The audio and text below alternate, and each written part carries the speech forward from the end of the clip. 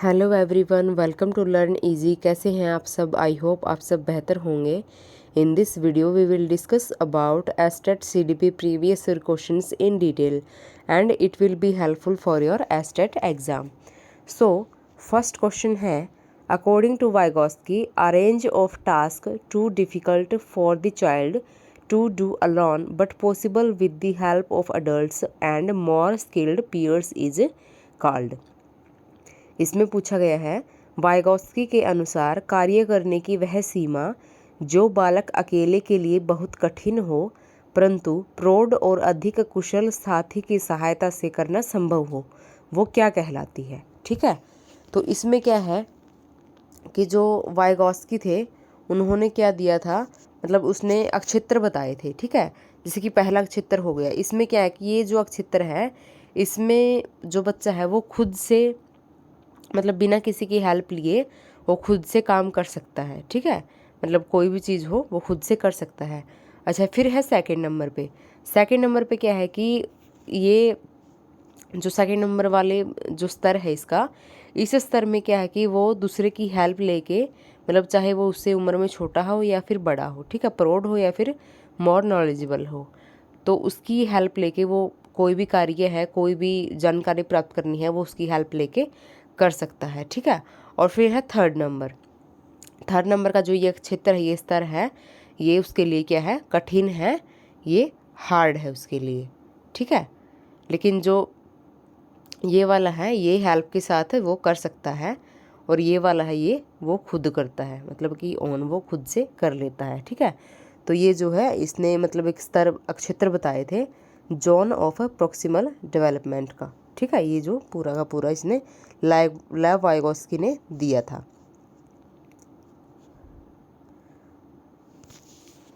तो इसका जो राइट आंसर है वो है option number D, zone of proximal development. Option number A है स्कैफोल्डिंग। स्कैफोल्डिंग होता है मचान, ये भी एक टाइप की हेल्प होती है। ऑप्शन नंबर बी है इंटर सब्जेक्टिविटी, अंत व्यक्तिनिष्ठता। ऑप्शन नंबर सी है गाइडेड पार्टिसिपेशन, निर्देशित सहभागिता। और ऑप्शन नंबर डी है जोन ऑफ प्रॉक्सिमल डेवलपमेंट, की आसन विकास क्षेत्र। कि इनमें से जो लेव वाइगॉस्की हैं उन्होंने आसन विकास क्षेत्र, मतलब कि ZPD उन्होंने दिया था। तो इसका जो राइट आंसर है वो है option number D. Next question है, which of the following psychologist defined adolescence age, adolescence is that span of years during which boys and girls move from childhood to adulthood mentally, emotionally, socially and physically। तो इसमें क्या है कि निम्नलिखित में से किस मनोवैज्ञानिक ने किशोरावस्था को परिभाषित किया, कि मतलब उन्होंने एक प्रॉपर परिभाषा दी है, डेफिनेशन दी है। ठीक है, डेफिनेशन है, किशोरावस्था वह काल या फिर वह अवधि है जिसमें बालक और बालिकाएं मानसिक, संवेगात्मक, सामाजिक और शारीरिक रूप से बाल्यावस्था से प्रौढ़ावस्था की ओर जाते हैं। ठीक है, कि इसमें जो किशोर हैं, मतलब उन किशोरावस्था है वो ऐसी अवधि है या फिर ऐसा टाइम होता है वो, उसमें जो बॉयज़ और गर्ल्स, बालक और बालिका, ये क्या होते हैं, मानसिक, संवेगात्मक, सामाजिक और शारीरिक, इन सभी रूप से क्या है कि बाल्यावस्था से प्रौढ़ावस्था की ओर ये जाते हैं। ऑप्शन नंबर ए है A.T. जर्सिल्ड। ऑप्शन नंबर बी है E.B. हार्लॉक। ऑप्शन नंबर सी है I.P. डेविस। और ऑप्शन नंबर डी है H. सोरेनसन। ठीक है, तो इसका जो राइट आंसर है वो है ऑप्शन नंबर ए, A.T. जर्सिल्ड। तो उन्होंने क्या है ये डेफिनेशन दी थी। नेक्स्ट क्वेश्चन है, learner centred instructional strategy in which students are encouraged to construct their understanding with the assistance of teacher through questions and directions is. कि अधिगमकर्ता या फिर जो सीखने वाला होता है, लर्नर है, केंद्रित अनुदेशनात्मक योजना जिसमें विद्यार्थी अध्यापक के प्रश्नों और निर्देशों की सहायता से अपनी समझ को निर्मित करने के लिए प्रोत्साहित होते हैं। ठीक है, तो वो कौन सा या फिर किस टाइप की वो लर्निंग होता है या फिर किस टाइप का वो अधिगम होता है, जिसमें क्या है कि जो अनुदेशनात्मक योजना, ठीक है, कि इसमें अनुदेश देना, केंद्रित मतलब वही होती है, और जिसमें क्या है कि विद्यार्थी जो कि लर्नर है वो अध्यापक के प्रश्नों और निर्देश जो कि उसने ऑर्डर या फिर मतलब वो इस टाइप से मतलब उसकी हेल्प कर रहा है, गाइड कर रहा है जो अध्यापक है वो, उसकी सहायता से अपनी समझ को निर्मित करने के लिए मतलब अपनी जो नॉलेज है उसको कंस्ट्रक्ट करने के लिए प्रोत्साहित होते हैं। ठीक है। ऑप्शन नंबर ए है डिस्कवरी लर्निंग, अन्वेषी अधिगम। ऑप्शन नंबर बी है गाइडेड डिस्कवरी लर्निंग, मार्गदर्शित अन्वेषी अधिगम। ऑप्शन नंबर सी है प्रॉब्लम बेस्ड लर्निंग, समस्या आधारित अधिगम। और ऑप्शन नंबर डी है प्रोजेक्ट बेस्ड लर्निंग की परियोजना आधारित अधिगम। तो इसका जो राइट आंसर है वो option number B, guided discovery learning, मार्गदर्शित अन्वेषी अधिगम। ठीक है। इसमें क्या है कि ये अकेला अन्वेषी भी हो सकता था ऑप्शन नंबर ए, लेकिन ये क्यों नहीं है, क्योंकि इसमें जो है जो लर्नर है वो अपने टीचर की हेल्प ले रहा है। ठीक है। जो टीचर है, जो शिक्षक है, जो अध्यापक है वो उसकी हेल्प कर रहा है, उसको गाइड कर रहा है। ठीक है। तो ये है दर्शित अन्वेषी अधिगम है। ठीक है। वो उसको गाइड भी कर रहा है और जो बच्चा है, जो लर्नर है, वो क्या है खुद भी डिस्कवरी कर रहा है उस चीज़ के ऊपर। ठीक है, कि वो खुद भी सीखने की कोशिश कर रहा है। तो इसका जो राइट आंसर है वो option number B. Next question है positive facilitation of a present learning through past learning. For example addition helps multiplication. This type of transfer of learning is called. इसमें क्या है कि जो हमारी प्रीवियस नॉलेज होती है, ठीक है, जो पूर्व अधिगम है उसके द्वारा जो वर्तमान अधिगम है, जो पहले क्या है कि हमारे पास जो सीखा है हमने, ठीक है, उसके बाद जो हम अभी प्रेजेंट टाइम में सीख रहे हैं, जो हम अधिगम कर रहे हैं, ठीक है, तो उसको क्या है कि धनात्मक रूप से सुधार्य बनाना। ठीक है। धनात्मक रूप से कैसे, जैसे कि एग्जाम्पल के तौर पे इन्होंने बताया है कि योग संक्रिया द्वारा, योग मतलब कि जोड़, जो एडिशन है उसके द्वारा गुणा संक्रिया को, जो मल्टीप्लाई हम करते हैं, इसकी मतलब सहायता करना है, फिर इसको साध्य करना। ठीक है। पहले क्या है, जो लर्नर है, जो बच्चा है, वो क्या सीखेगा, मतलब ये योग करना, जोड़ करना। ठीक है। तो क्या है, गुणा है जो मल्टीप्लाई है वो उसके बाद सीखेगा, मल्टीप्लाई। ठीक है। तो क्या है कि वो उसके मतलब जो अपनी प्रीवियस नॉलेज है उस बालक की, उस बच्चे की, उसको जोड़ के वो आगे मतलब सीख रहा है। अभी प्रेजेंट में जो वो लर्निंग कर रहा है, जो अधिगम कर रहा है वो, तो उसको जोड़ के वो सीख रहा है आगे। ठीक है। तो इस जो ट्रांसफ़र है, मतलब ये जो लर्निंग का, अधिगम का ट्रांसफ़र है, स्थानांतरण है, इसको क्या कहा जाएगा। ठीक है। ऑप्शन नंबर ए है वर्टिकल, ऊर्ध्वाधर। ऑप्शन नंबर बी है सिक्वेंशियल, अनुक्रमिक। ऑप्शन नंबर सी है लेटरल, पार्श्वीय। और ऑप्शन नंबर डी है बिलेटरल या फिर द्विपार्श्वीय। ठीक है। तो इसका जो राइट आंसर है वो ऑप्शन नंबर बी, सिक्वेंशियल, मतलब कि अनुक्रमिक। अनुक्रमिक यही कि पहले कोई भी बच्चा है, जैसे कि पहले जो बच्चा होता है वो ABCD अल्फ़ाबेट्स ये सब सीखता है। ठीक है। तो उसके बाद क्या है, वो धीरे धीरे वर्ड्स और सेंटेंस इस टाइप से वो चीज़ सीखेगा। ठीक है। तो वो लर्निंग क्या होगी, वो एक सीक्वेंस लर्निंग हो जाती है। ठीक है। तो इसी टाइप से ये है कि पहले क्या है, उसने काउंटिंग सीखी, काउंटिंग के बाद क्या है कि वो जैसे योग करना, योग के बाद क्या है वो फिर मल्टीप्लाई करना, मतलब गुणा करना, ये सब चीज़ें सीखता है। तो वो क्या है, सीक्वेंशियल लर्निंग है। ठीक है। नेक्स्ट क्वेश्चन है which of the following statement most appropriately defines the term inclusion. क्या है कि इसमें से जो समावेशी शब्द है उसको सर्वाधिक उपयुक्त रूप से इनमें से कौन सा सेंटेंस परिभाषित करता है। ठीक है। ऑप्शन नंबर ए है educating children with special needs in special school, की जो विशेष आवश्यकता वाले बच्चे हैं उनको विशिष्ट विद्यालयों में शिक्षा देना या फिर विशेष विद्यालयों में शिक्षा देना। ऑप्शन नंबर बी है educating children with special needs in special classroom of school, कि जो विशेष आवश्यकता वाले, ज़रूरत वाले बच्चे हैं उनको स्कूलों में स्पेशल जो है कक्षा, उसमें शिक्षा देना।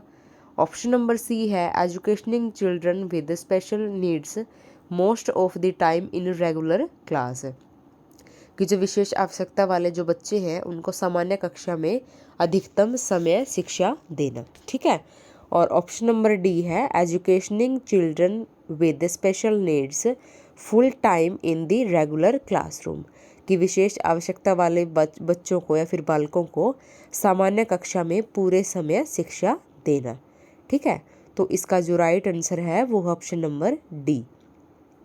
जो समावेशी शिक्षा होती है, समावेशी में क्या है कि उसमें जो स्पेशल नीड वाले जो बच्चे होते हैं उनको अलग तरह से या फिर अलग टाइप के स्कूल्स में अलग, मतलब जो स्पेशल स्कूल्स होते हैं तो उनमें नहीं पढ़ाया जाता। समावेशी का अर्थ यही होता है कि मतलब जो विशिष्ट आवश्यकता वाले बच्चे हैं और जो सामान्य बच्चे हैं, ठीक है, तो उनको क्या है कि साथ में पढ़ाया जाए। ठीक है, उनको साथ में पढ़ाया जाए ताकि जो विशिष्ट आवश्यकता वाले बच्चे हैं, जैसे कि कोई मतलब जिसका जो मेंटल लेवल है वो थोड़ा सा कम हो सकता है, आईक्यू लेवल वो कम हो सकता है, तो इस तरह के बच्चे या फिर कोई दिव्यांग बच्चा हो, ठीक है, तो उनको क्या है कि मतलब एक जो समाज है उसके अंदर उनको सामान्य महसूस हो। ठीक है, उनको आरामदायक महसूस हो, उनको मतलब ये ना लगे कि वो समाज से अलग है।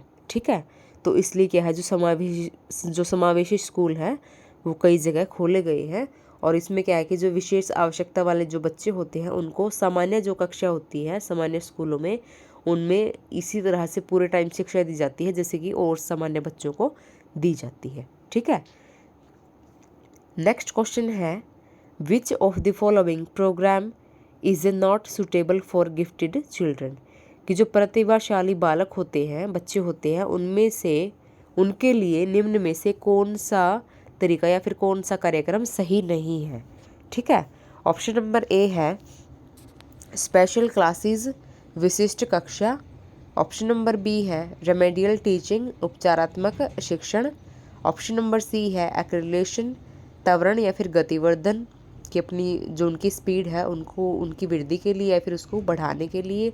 और ऑप्शन नंबर डी है enrichment in regular classroom setting, कि जो सामान्य कक्षा है उसमें संवर्धन करना। ठीक है, तो इसका जो राइट आंसर है वो ऑप्शन नंबर बी, उपचारात्मक शिक्षण, रेमेडियल टीचिंग, की जो गिफ्टेड जो चाइल्ड होते हैं, गिफ्टेड चिल्ड्रन होते हैं, तो उनको स्पेशल क्लास, एक्रेडिटेशन और enrichment in regular classroom settings, ये सब उनके लिए बेस्ट है, ये अच्छी चीज़ें हैं उनके लिए। लेकिन जो उपचारात्मक शिक्षण है, ठीक है, ये उनके लिए स्टेबल नहीं होता क्योंकि वो गिफ्टेड होते हैं, उन्हें मतलब ज़्यादा चीज़ों को बार बार समझने की या फिर याद करने की ज़रूरत नहीं होती। तो ऑप्शन नंबर बी इसका राइट आंसर है।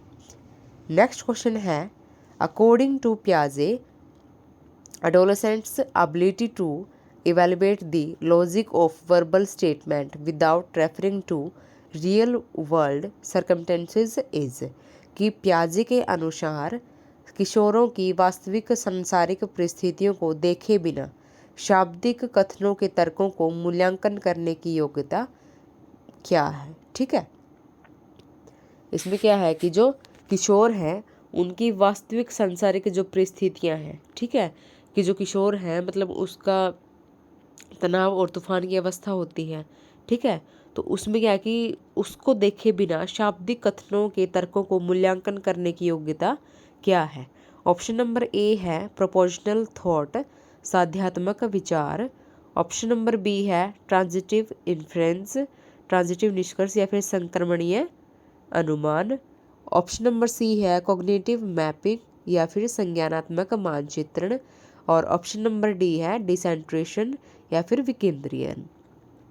तो इसका जो राइट आंसर है वो ऑप्शन नंबर ए, साध्यात्मक विचार या फिर प्रोपोजिशनल थॉट है। ठीक है, नेक्स्ट क्वेश्चन है पारुल्स intelligence test indicate that C is average to above average intelligent. However, her grades in reading, spelling, social science, and science are very low. Her maths grades are quite high, and her writing skills are adequate. Parul most likely has.